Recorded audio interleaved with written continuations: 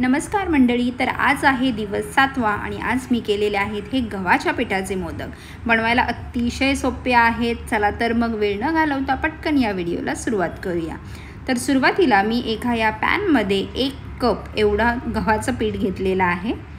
इथे 1 कप गव्हाच्या पिठामध्ये मी 2 मोठे चमचे एवढं बेसन घेतलेलं आहे आणि 1 मोठा चमच एवढा रवा घेतलेला आहे। आता रव्याने आपल्या मोदकांना एक दाणेदारपणा येईल। आपण हे सगळं एकदम लो फ्लेमवर हे परतून घेणार आहोत। साधारणतः 5 मिनिटं आपण हे परतणार आहेत। याचा कलर थोडासा चेंज होईल।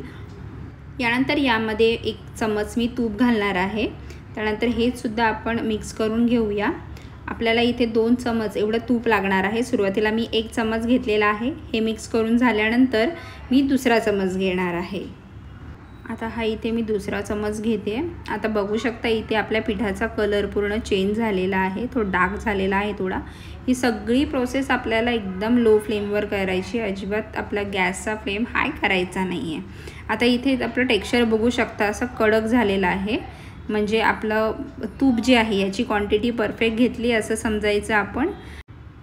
आता यामध्ये आपण वेलचीची पावडर घालून हे आपण चांगलं मिक्स करून घेऊया। मी यामध्ये गोडासाठी साखर वापरणार आहे। तुम्ही यामध्ये कंडेन्स मिल्क सुद्धा वापरू शकता।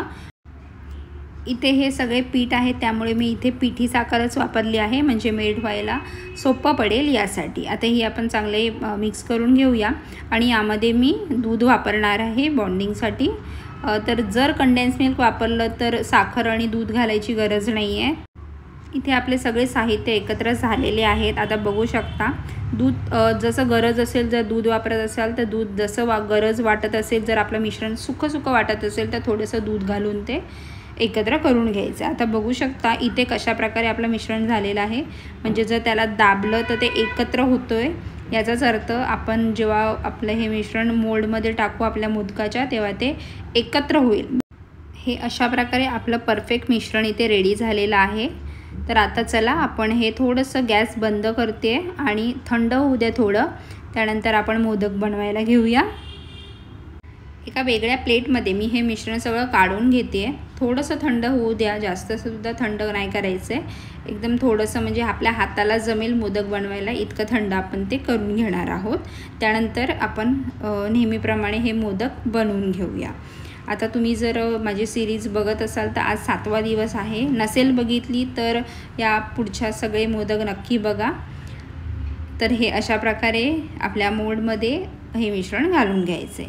सुरुवातीलाच फक्त तूप लावायची गरज आहे, नंतर नाही लावली अजिबात तरीही चालेल, कारण यामध्ये जे तूप टाकले तेवढंच पुरेसं आहे। आता इथे मी हा ओपन करते, बघू शकता किती छान मोदक आपले तयार झालेले आहेत आणि टेस्टला सुद्धा खूप भारी आहेत। नक्की ट्राय करून बघा या गणपतीमध्ये। अशा प्रकारे हे मी सगळे मोदक तयार करून घेते। व्हिडिओ कशी वाटली हे नक्की सांगा कमेंट करून, आणि व्हिडिओला लाईक सुद्धा करा, चॅनलला सबस्क्राईब करा, ही सिरीज पूर्ण बघा। धन्यवाद।